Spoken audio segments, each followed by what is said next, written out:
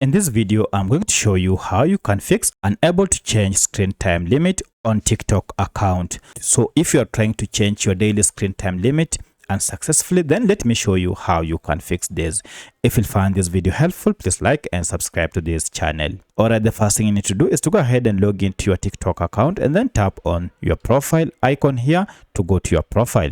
Then go ahead and tap on these three lines and here go to these settings and privacy. Under settings and privacy, scroll down to content and displays section and then under it choose activity center. Now under activity center, I'll go to screen time.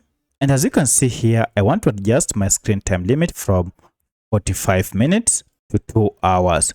But the problem is if I go ahead and select 2 hours and then tap on done, as you can see, this time doesn't change instantly. Now to fix this, you don't need to go ahead and select again and again.